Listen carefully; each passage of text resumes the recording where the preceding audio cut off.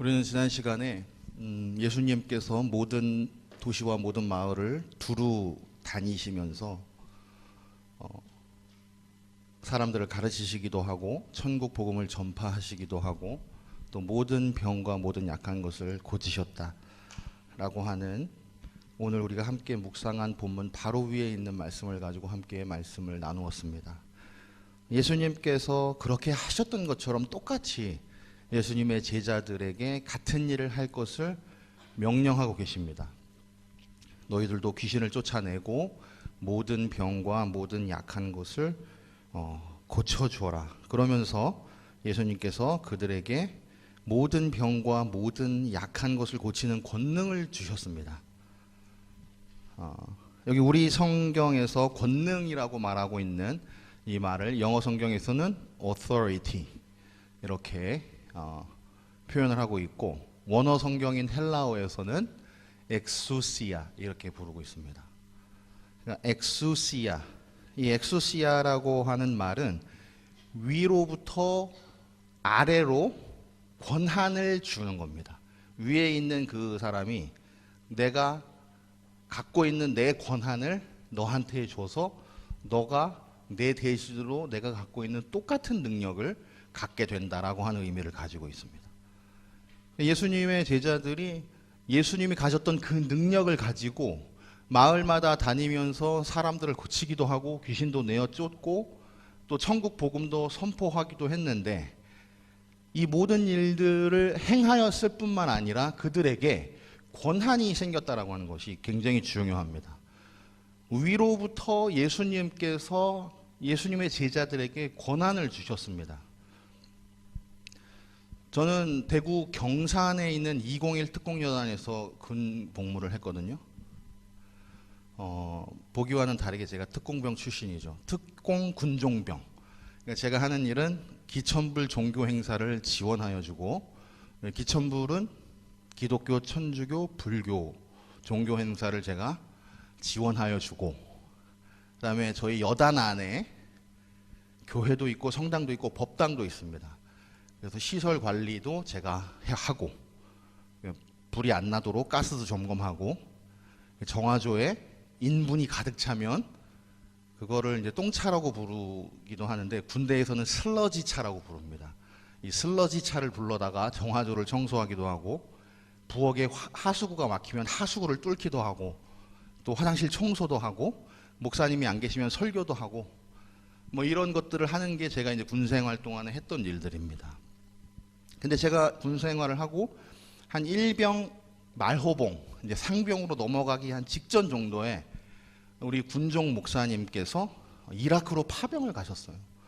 그래서 한 3개월 내지 4개월 정도 군종 목사님이 안 계셨습니다. 그래서 주일 대예배는 외부 목사님이 오셔서 설교하시고 나머지 수요일이랑 저녁 예배는 제가 예배를 인도하고 또 그 외에 군종 목사님께서 신병이 들어오면 신병들 정신교육을 시키십니다. 뭐 자살하지 못하도록 너 군생활 막 힘들어하는데 심리적으로 안정감을 주기 위해서 이 신병들 교육하는 거 이런 거를 이제 제가 대신 맡아서 하고 뭐 이렇게 했던 적이 있었어요.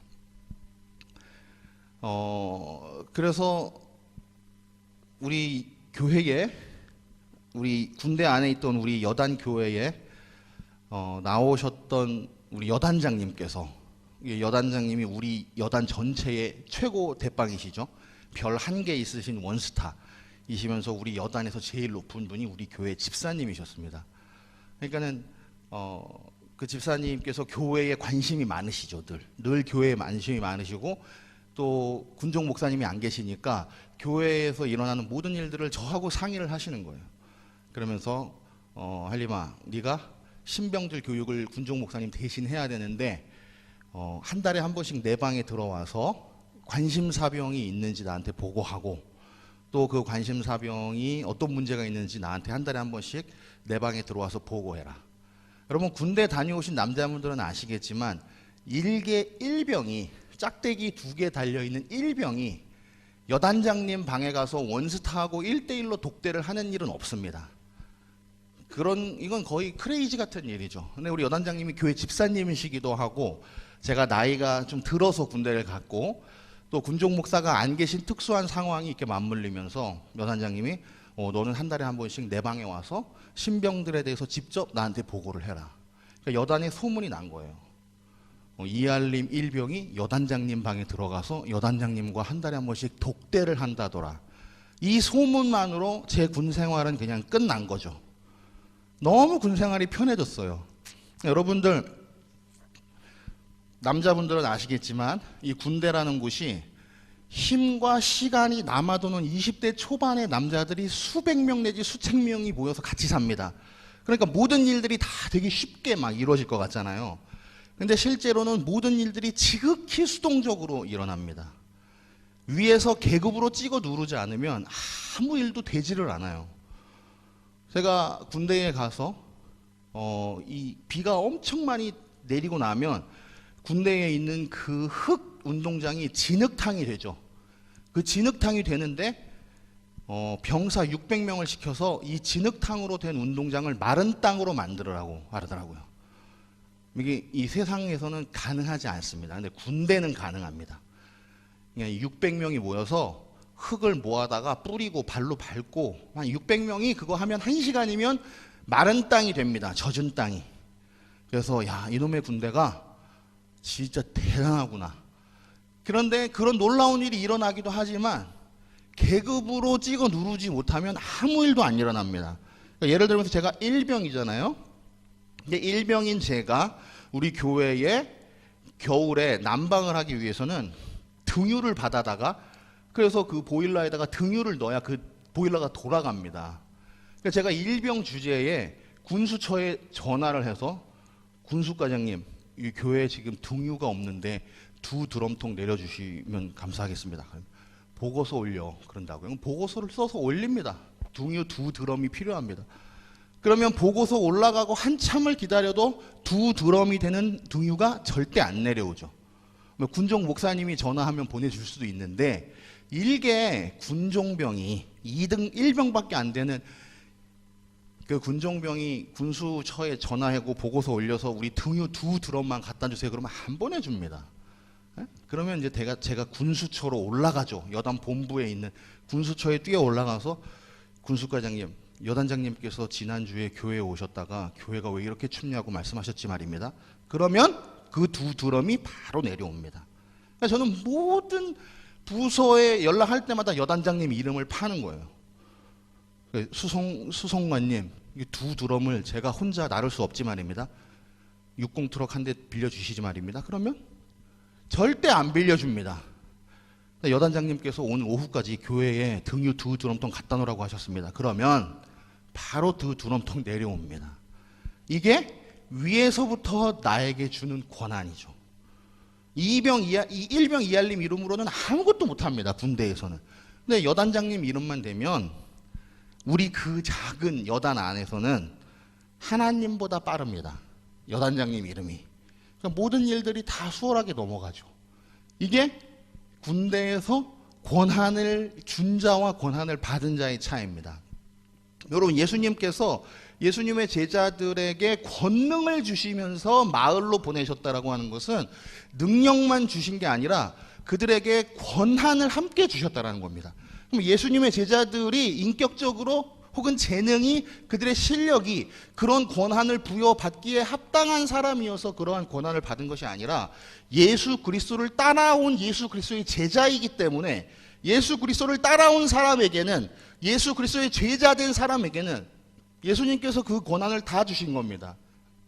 우리가 함께 묵상한 10장 2절을 보면 그리고 3절까지도 예수님의 제자가 누구인지에 대해서 말하고 있습니다. 이 가운데에 예수님을 판 사람도 있고 예수님을 만나기 전에 이스라엘의 독립을 위해서 열심히 독립했던 독립투사들도 있습니다. 열심당원이라고 부르죠. 그냥 평범하게 갈릴리 호수에서 물고기 잡던 어부들도 있습니다. 거의 대다수죠. 그리고 이스라엘 사람들이 짐승보다도 못하게 여기는 세리들도 있었습니다. 그 사람들이 각각의 형편과 처지와 각자의 삶에서 예수 그리스도께서 이런 놀라운 권능과 이런 놀라운 권한을 주시기에 합당한 사람으로 살아서 예수님께 특별히 선발되어서 예수님께서 그들에게 병 고치는 능력을 주시고 귀신을 쫓아내는 능력을 주시고 이 모든 일들을 다 행할 수 있는 하나님과 동일한 권한을 그들에게 주신 게 아니라 예수 그리스도를 따라가는 예수 그리스도의 제자이기 때문에 따라왔다라고 하는 사실만으로 예수님께서 권한을 주시는 겁니다. 그게 바로 오늘 예수님께서 제자들을 마을로 보내시면서 병 고치고 귀신을 쫓아내는 권능을 주셨다라고 하는 그 말씀의 의미입니다. 예수님께서 이 권능을 주시면서 이 권한을 주시면서 어떻게 일해야 하는지에 대한 지침도 주십니다. 오늘 우리가 함께 묵상한 말씀에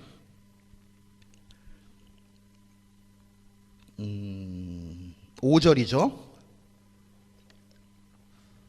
5절을 읽어보면 이런 말씀이 나옵니다. 예수께서 이 12를 내보내시며 명하여 이르시되, 우리 한글 성경에서는 예수님께서 이 12명을 보내시면서 명하셨다, 명하여 이르셨다 이렇게 말하고 있지만 원어 성경에서는 그런 의미로 나와 있지 않고 예수님께서 그들에게 인스트럭션을 주면서 보냈다 이런 의미입니다.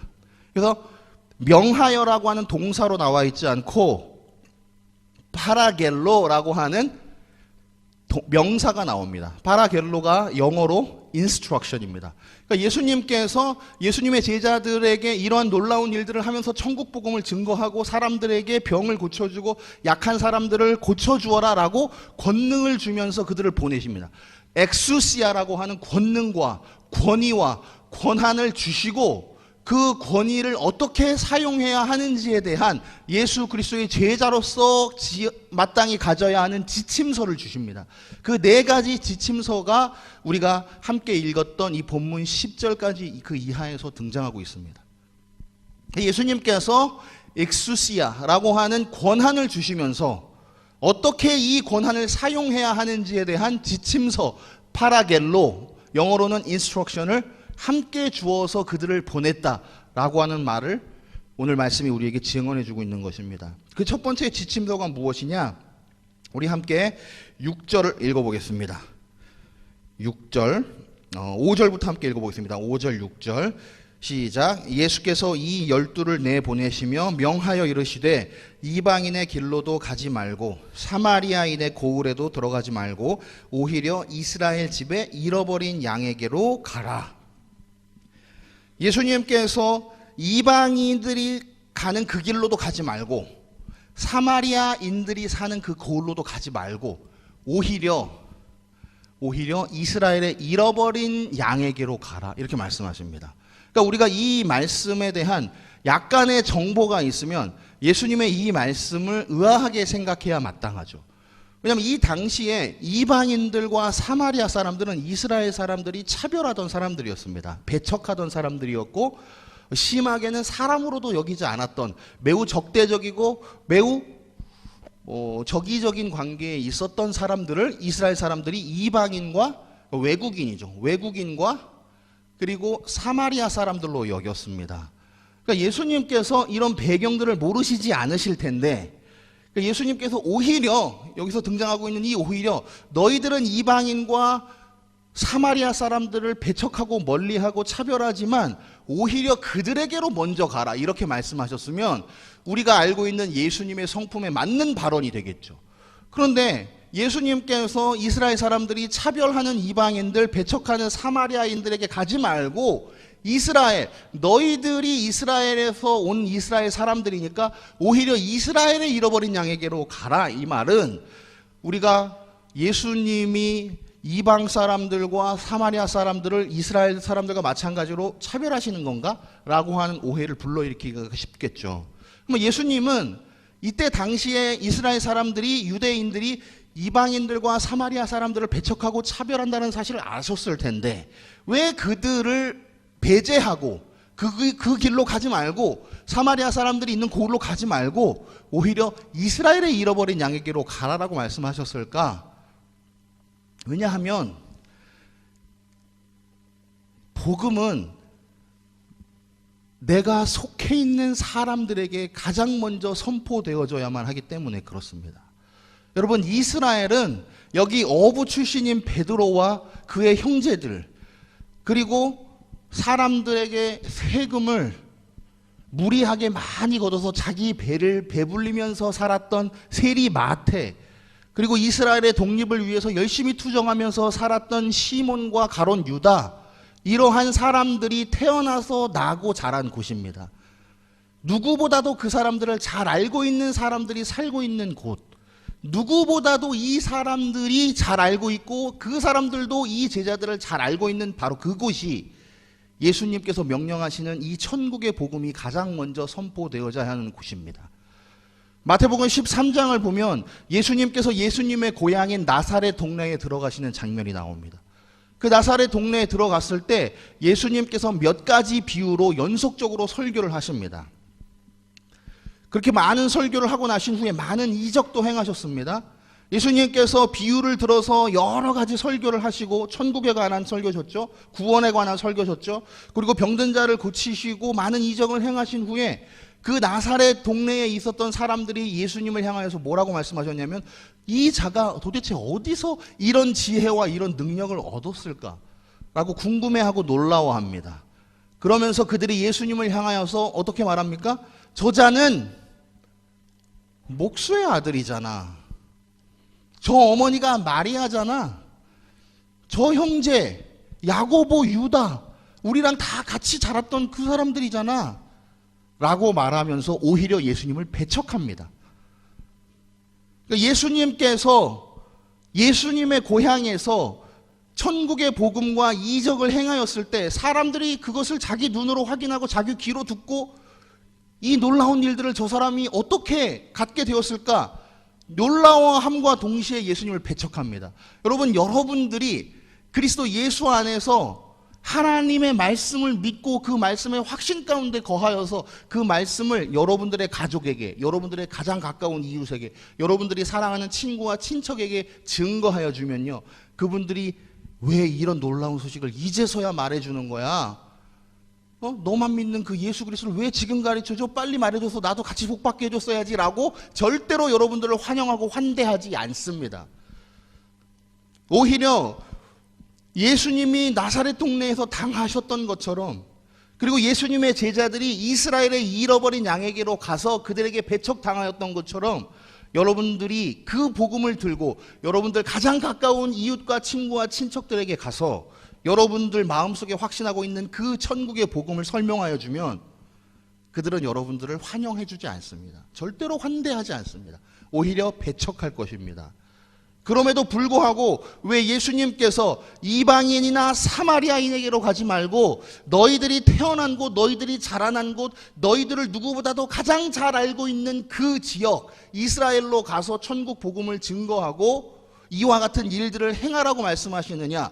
그곳이 우리가 복음을 증거해야만 하는 곳이고, 여러분들에게 그들이 배척하고 여러분들을 환영하지 않을 때 여러분들 속에 있는 믿음이 확실하다면, 그들의 배척에도 불구하고 그들의 여러분들의 복음을 듣지 않음에도 불구하고 여러분들 마음속에 있는 그리스도 예수가 여전히 확실하다면 여러분들의 믿음에는 아무 문제가 없습니다. 그들이 듣든지 안 듣든지 그것은 그들의 몫이고, 여러분들이 해야 할 일은 무엇일까요? 예수 그리스도께서 말씀하신 것처럼 여러분들이 그리스도 예수의 복음, 여러분들이 확신 안에 거하는 그 말씀을 증거해야 할 첫 번째 장소는 여러분들을 가장 잘 아는 사람들이 머물고 있는 그곳입니다. 그 사람들이 여러분들이 선포하는 그 복음을 배척할 때에도 여러분들의 믿음에는 흔들림이 없어야 합니다. 그렇다면 여러분들은 예수 안에 머물고 있는 사람이 맞습니다.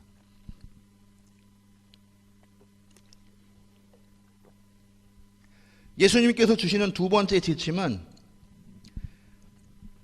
천국 복음을 선포하라고 하는 것인데, 그 천국 복음이라고 하는 것이 7절에 나와 있죠. 천국이 가까이 왔다라고 전파하라는 것입니다. 세례 요한이 예수님의 길을 예비할 때 세례 요한이 했었던 복음의 첫 번째 메시지가 천국이 가까이 왔다라고 하는 것이었습니다. 그리고 예수님께서 예수님의 제자들을 세상으로 보내시면서 예수님의 제자들에게 선포하라고 주신 이 복음의 첫 번째 메시지도 무엇이냐? 천국이 가까이 왔다라고 하는 것입니다.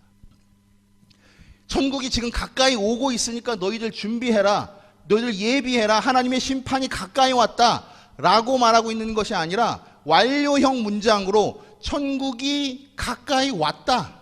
The kingdom of heaven has come near. 이미 완료형으로 천국이 우리에게 가까이 와 있다라고 예수님 말씀하시고 계시고, 세례 요한도 첫 번째 복음으로 그것을 증거하였고, 예수님의 제자들에게 내려진 첫 번째 복음의 명령도 천국이 가까이 왔다라고 하는 사실을 증거하는 거였습니다. 그러면 천국이 가까이 왔다라고 하는 이 말의 의미는 뭘까요?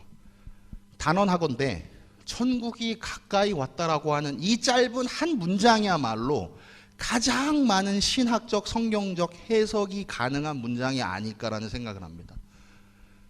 숱하게 많은 해석을 들어보았습니다. 저는 그 숱하게 많은 해석, 천국이 가까이 왔다라고 하는 이 짧은 예수 그리스도의 이 한 문장짜리 선포가 도대체 무엇을 의미하는가, 신학적으로 이것이 무엇을 의미하는가, 성경적으로 이것이 무엇을 의미하는가에 대해서 여러분과 함께 묵상하고자 하는 것이 아니라, 천국이 가까이 이미 왔다고 하는데 예수님께서 선포하시고 세례 요한이 선포하고 예수님의 제자들이 명령받아서 마을마다 고을마다 들어가서 천국이 가까이 왔다고 사람들에게 선포했을 텐데, 그리고 우리에게도 천국이 가까이 왔다라고 하는 이 말이 참 진리일 텐데, 그러면 천국은 여러분들에게 그리고 저에게 얼마나 가까이에 있을까? 천국이 가까이 왔대요. 근데 여러분, 천국이 여러분들의 삶에서 얼마큼 가까이에 있나요? 역설적이게도 천국이 여러분들의 삶에서 얼마나 가까이에 머물고 있느냐를 측정할 수 있는 가장 합리적인 방법은 역설적이게도 세상이 여러분과 얼마나 가까이 있는지를 살펴보면 됩니다. 천국은 여러분들 눈에 보이지 않죠? 아직 실감나는 곳이 아니죠. 그래서 천국이 가까이 왔다라고 하는 이 말이 도대체 무엇을 의미하는지에 대해서도 명확하지가 않고, 도대체 천국이라고 하는 것이 내 삶에서 무엇을 의미하는지에 대해서도 명확하지 않고, 천국이 가까이 왔다고 하는데 그 천국이 나와 얼마나 가까이에 있는지에 대해서도 여러분들 실감하지 못할 텐데, 여러분들이 살고 있는 여러분들의 세상은 여러분들과 얼마나 가까이에 있는지 여러분들이 측정하여 보면 세상과의 거리만큼이 반비례하여서 천국과의 거리입니다. 여러분들이 만약에 세상을 사랑하여서 늘 세상과 가까이 머물고 있는 사람이라면 천국은 여러분들과 절대 가까운 곳에 있지 않을 겁니다. 반대로 여러분들이 천국과 더 가까이 머무는, 말씀과 더 가까이 머무는, 하나님과 더 가까이 머무는 사람이 되기 위해서 세상을 멀리하는 사람으로 살고 있다면 천국은 여러분들의 삶 가운데에 있겠죠. 갈라디아서 3장을 보면 사도 바울이 그렇게 예수님 열심히 믿었고, 그렇게 성령으로 충만하여서 뜨거웠고, 목숨 걸고 그 핍박과 그 죽음의 공포도 무릅쓰고 갈라디아의 교회를 세웠던 그 갈라디아 교회인들을 향하여서 이렇게 책망합니다. 너희들이 어리석다. 너희들이 성령으로 출발해서 육체로 끝나려고 하고 있다 라고 책망합니다. 여러분들이 세상과 가까워지면 가까워질수록 여러분 안에 계신 그리스도 예수는 멀어집니다. 천국이 멀어지고 있는 것이죠.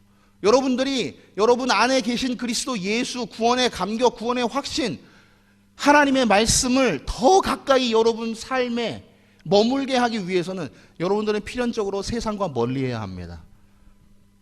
저는 몇 주 전에 거의 동일한, 거의 비슷한 수준의 삶을 살고 계시는 한 집사님과 한 권사님을 만난 적이 있습니다. 두 분 다 젊은 나이에 자수성가하셔서 사업을 크게 일구셨습니다. 세상 사람들이 다 부러워하는 좋은 아파트, 좋은 차 갖고 계신 분들이고, 교회에서 누구보다도 열심히 신앙생활에 헌신하시면서 누구보다도 모범적인 그리스도인이라고 보여지는 분들입니다. 그렇지만 한 권사님의 입에서 나오는 말들은 오직 돈밖에 없습니다. 내가 이렇게 해서 이렇게 투자했더니 남들보다 더 빠르게 이렇게 성공할 수 있었다. 앞으로는 이렇게 하고 이렇게 하면 더 유망할 것 같다. 앞으로 서울 시내에서는 이런 곳에다가 집을 사야 하고 앞으로 이런 사업을 해야 돈을 더 많이 벌 수 있다라고 하는 말밖에는 없었습니다. 그렇지만 똑같이 이분보다도 오히려 더 사업에 성공했다라고 볼 수 있는 한 집사님의 입에서는 오직 하나님밖에 없습니다. 입만 열면 이분은 하나님이에요. 하나님께서 저에게 이 많은 것들을 허락해 주셨지만 하나님께서 이것들을 한순간에 다 가져가신다 해도 제가 하나님께 받은 은혜를 생각한다면 절대로 하나님 원망할 수 없습니다. 지금 제가 하나님 앞에 큰 시련을 맞닥뜨려서 지금 내 인생이 어떻게 될지 모르는 상황 가운데 있지만 설령 내가 쓰러진다고 하더라도 하나님께서 저를 광야로 내모신다고 하더라도 그 광야 가운데 하나님께서 이스라엘 사람들에게 주셨던 첫 번째 은혜가 뭐였죠, 여러분? 이스라엘 사람들이 홍해바다가 갈라지고 그 홍해바다를 건너서 아무것도 얻을 수 없는 척박한 광야를 지나야 할 때 하나님께서 이스라엘 민족에게 보장하여 주셨던 첫 번째 약속이 뭐였죠? 하늘에서부터 만나를 내려주셨습니다. 먹고 살게 해주셨다라는 거예요. 그 말을 오히려 목사인 저에게 얘기하면서 그 척박한 광야에서 하나님께서 이스라엘 사람들에게 굶어 죽지 말라고 만나를 내려주셨는데 지금까지 하나님께서 제게 허락해 주신 이 모든 물질의 축복을 다 앗아가신다 하더라도 광야에 저 혼자 머물게 있다 하더라도 하나님께서 저 굶어 죽게 안 하실 텐데 이스라엘 사람들에게 만나를 내려주신 것처럼 제 삶 속에서 하나님께서 먹고 살 수 있도록 해주실 텐데 저 아무 걱정 없습니다. 하나님께서 어떻게 일하실지 기대됩니다. 왜 누군가의 삶에는 세상으로 더 가까워지고 누군가의 삶에는 하나님이 더 가까워지고 있을까요? 여러분, 여러분들의 삶 속에서 여러분들이 무엇을 간구하느냐가 천국과 여러분들 사이의 거리입니다. 예수님께서 천국이 가까이 왔다라고 하는 이 말씀 우리 모두에게 주고 계십니다. 도대체 이 천국은 우리에게 얼마나 가까이에 있을까요? 세상과 멀리하고자 하는 매일매일의 삶의 몸부림 없이는 우리는 절대 하나님과 가까운 곳에 머물러 있을 수가 없습니다. 예수님께서 제자들을 보내시면서 함께 보내신 지침의 세 번째는 이런 것입니다. 병든 자를 고쳐주고 죽은 자를 살려내고 나병 환자를 깨끗하게 하고 귀신을 내쫓고. 자, 예수님께서 예수님의 제자들을 보내시면서 죽은 자를 살려내고 병든 자를 고쳐주고 귀신을 내어 쫓으라고 말씀하셨습니다. 그리고 예수님의 제자들은 예수님께 그러한 능력을 받아서 정말로 귀신을 내어 쫓고 병든 자를 고쳐주고 죽은 자를 살려냈는지 안 냈는지는 모르겠지만 예수님께서 죽은 자를 살려내는 능력도 주셨대요. 근데 문제는 뭐냐면 우리도 이렇게 하고 싶은데 병든 자 다 고쳐주고 귀신 들린 사람 다 귀신 쫓아주고 죽은 사람 발딱발딱 일으켜 세워주고 우리 다 하고 싶죠. 안 하고 싶은 사람 여기 어디 있습니까? 저 하고 싶습니다. 제가 미얀마에 가서 그 가난한 사람들, 그 병든 사람들, 그 어려운 공궁에 처해 있는 사람들을 보면서 제가 느꼈던 가장 큰 감정이 무엇이었냐면 제 자신의 초라함이었어요. 우리가 가지고 온 이 티셔츠 한 장은, 이 과자 봉지 하나는, 우리가 이들에게 주고 가는 200불, 300불짜리 헌금은 이들에게 일주일이면 다 사라져버리는 아무것도 아닌 것들 뿐인데 정말로 저들의 질병을 내가 치료해 줄 수 있다면 얼마나 좋을까? 그러면 내가 말하는 이 복음도 이 자리에서 그냥 믿지 않을까? 여러분들, 그들이 앓고 있다고 하는 그 병들은요, 우리가 병원에 가서 일주일만 치료받으면 그냥 깨끗하게 고침받을 수 있는 그런 종류의 질병일지도 모릅니다. 그런데 거기에서는 병원 자체를 갈 수가 없어요. 의사 선생님 얼굴을 볼 수가 없어요. 우리가 흔하게 바르고 먹고 찍어 누르는 그런 모든 종류의 그런 약들을 구할 수가 없어요. 우리가 들고 간 구급 상자의 절반 수준도 안 되는 그런 약품만 있는 아주 조그마한, 아주 형편없는 그런 클리닉 하나만 있을 뿐이에요. 예수님께서 말씀하신 것처럼 죽은 자도 살려내고 병 걸린 사람 다 고쳐주고 싶어요. 근데 문제는 뭐냐면 못한다는 거죠, 우리가. 예수님의 제자들에게는 이런 능력을 주셨는데 우리한테는 왜 이런 능력을 안 주셨을까요? 안 주실 거면 예수님의 제자들에게는 해당하는 것이고 우리에게는 해당되지 않는 것일까요?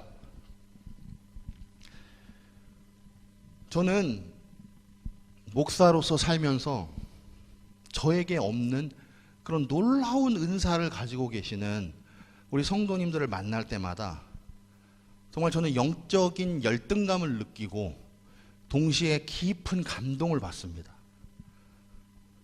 나는 목사인데도 저런 은사가 없는데 어떻게 저분은, 하나님이 얼마나 저분을 사랑하셔서 저런 놀라운 은사를 주셨을까? 정말 영적인 열등감을 느끼고 그와 함께 깊은 감동을 받습니다. 저는요, 누군가가 저에게 3시간, 4시간씩 자기 하소연하는 것을 들어주는 게 너무 힘들어요. 너무 힘듭니다. 저는 제 말하는 것을 좋아하지, 누가 자기 고충을 이야기하면서, 자기 외로움을 이야기하면서, 자기 아픈 거, 자기 상처받은 거 얘기하면서 눈물 뚝뚝 흘리면서 3시간, 4시간씩 저를 붙잡고 있으면 저는 힘들어요. 그것을 들어주는 것이 어렵습니다. 그런데 제가 그렇게 어려워하는 그 일을 정말 아무렇지도 않게 같이 눈물 흘려주면서 3시간, 4시간, 5시간을 들어주는 그런 우리 교회 청년이 있습니다. 그럼 저는 정말 놀라워요. 아니, 어떻게 저게 가능하지? 저는 늘 계산적인 사람이어서 내 주머니를 털어서 누군가에게 10만 원, 20만 원, 30만 원 주는 게 너무 어려운데, 우리 청년들이 저보다 몇 배 더 부자도 아닐 텐데 기꺼이 자기 주머니를 열어서 결코 적지 않은 그 액수의 헌금들을 그 필요한 누군가에게 주는 것들을 보면, 아, 저건 은사다. 나는 저게 너무 어려운데 저 사람은 저걸 어떻게 저렇게 잘할까? 이번에 우리 미얀마 선교를 가면서도 우리 선교비 후원을 우리 청년교회 청년들이 다 감당해 줬습니다. 뭐 아무개가 얼만큼 모자라고 아무개가 얼만큼 더 필요하다고 하면 제가 먼저 부탁하기도 전에 저에게 연락이 와서 지금 목사님 선교비 현황이 어떻게 돼갑니까? 그래서 그분들이 다 만들어 줍니다. 저는 단돈 5만 원도 여러분 부끄럽지만 선교비 후원을 못했습니다. 저는 어떻게 저 사람은 저게 가능할까? 은사예요. 저는 열등감을 느낍니다. 그런 사람들을 볼 때마다. 그리고 깊은 감동을 받죠. 우리 셀을 편성하면서 한 자매가 저에게 찾아와서 그렇게 말했습니다. 목사님, 제가 내년에 셀 리더를 할 텐데 우리 교회에서 교회 오랫동안 나오지 못하고 있는 장기 결석자들을 다 제 셀원으로 넣어주세요. 제가 만나고 전화하고 권면해서 교회 나오도록 한번 해볼게요. 여러분들이 셀원이면 그렇게 하고 싶을까요? 여러분들은 하고 싶을 거예요. 저는 하기 싫어요. 저는 교회 열심히 나오고요. 전화 안 해도 교회 열심히 나와서 찬양팀도 하고 셀 리더도 하고 임원단도 하고 이렇게 열심히 하는 그 사람이 제 눈에 더 가깝게 보이지, 한 달, 2달, 3달이 넘도록 교회에 한번 나오지 않는 그 사람은 제 머릿속에서도 점점점 사라져요. 근데 그 사람은 왜 그게 내가 해야 될 몫이라고 생각하지? 여러분, 그게 은사예요. 여러분, 우리는 세상에 나가서 병 고쳐주는 능력이 없죠. 그 대신에 병 앓고 있는 사람과 함께 울어줄 수 있는 은사는 우리에게 있죠. 우리는 죽은 사람을 살려낼 수는 없죠. 예수님께서 그 은사는 우리에게 안 주셨습니다. 그렇지만 죽어가는 영혼을 불쌍히 여겨서 그를 위해서 눈물로 기도하는 일은 할 수 있죠. 예수님께서 말씀하시는 이 악한 귀신을 쫓아주고 병든 자를 고쳐주고 죽은 자를 살려내는 권능을 주셨다라고 하는 이 말씀은, 예수님께서 우리에게 약한 자를 너희들이 가서 위로하여 주고 울고 있는 자와 가서 같이 울어주고 필요한 것이 있는 자에게 네 주머니를 털어서 채워주고, 다른 사람은 걱정해주지 않는 그 영혼이 방황할 때 그 영혼을 위하여서 눈물로 기도해줘라라고 하는 그 말과 다르지 않습니다. 예수님께서 우리에게 주신 그 권능은 병 고치고 죽은 사람 살려내고 귀신 쫓아내는 이 놀라운 능력보다도 오히려 더 큰 능력일 수도 있습니다. 왜냐하면 세상 사람들은 필요한 사람에게, 가난한 사람에게, 병든 사람에게 눈길 주는 것을 좋아하지 않지만 우리는 기꺼이 그 일을 감당할 수 있는 사람이어야 합니다. 예수님께서 우리에게 주신 천국 복음을 들고 세상 속으로 들어가야 하는 사람이 마땅히 가져야 하는 지침은 이것입니다. 마지막으로 예수님께서 우리에게 너희들도 거저 받았으니 거저 주라고 말씀하셨습니다. 이게 예수님께서 우리에게 천국 복음을 증거하면서 그리고 권능을 주시면서 제자들에게 주신 마지막 지침이고 또한 우리에게 주시는 말씀입니다. 여기서 예수님께서 말씀하신 거저 받았으니 거저 주어라고 말할 때의 이 거저가 영어 성경에서는 freely 이렇게 나와 있습니다. 공짜로 주는 걸 free라고 하잖아요, 영어에서. 그래서 공짜로 freely. 그리고 원어 성경에서는 도레안이라고 말합니다. 도레안. 도레안이라고 하는 이 말의 정확한 원래 의미는 지불하지 않았다라고 하는 말입니다. 돈을 내지 않았다라고 하는 말입니다. 그러니까 우리가 예수님께 하나님께 은혜를 받았는데 돈 내지 않고 아무 대가도 치르지 않고 그냥 받았죠. 그래서 우리는 대가를 치르지 않고 하나님께 받은 그 사랑을 은혜라고 부릅니다. 우리가 말하고 있는 그 은혜의 값어치는 우리를 구원하여 주신 하나님의 선물입니다. 여러분들이 살면서 하나님 앞에 많은 기도를 응답받았겠고 하나님께서 여러분들의 삶을 일거수일투족 지금까지 인도하시고 사랑하시고 보호해 주셨지만 그 모든 은혜를 다 합친다 하더라도 우리를 구원하여 주신 그 은혜만큼은 아니에요. 하나님께서 우리를 구원하여 주셨습니다. 그리고 그 구원하여 주신 은혜는 우리가 아무 대가도 치르지 않았고 아무것도 지불하지 않았고 반면에 하나님은 하나님께서 치르셔야 하는 가장 값어치 있고 가장 소중한 것을 희생하셨습니다. 우리는 지불하지 않았는데 하나님은 가장 값어치 있는 그분을 희생하셨습니다. 그게 우리가 받은 하나님의 은혜예요. 우리가 그 은혜 안에 머물러 있는 사람이라면, 여러분들 구원에 감격이 있는 사람이라면 여러분들에게는 반드시 거저 받았기 때문에 거저 주어야 하는 마음이 있습니다. 하나님께서 우리에게 주신 이 놀라운 은혜가 여러분들 삶에 정말로 있다면 여러분들이 그 구원해 주신 은혜로 말미암아 세상의 다른 것들보다 더 큰 기쁨과 감격을 누립니다. 요한복음 1장 12절을 보면 요한 기자가 우리에게 이렇게 증언합니다.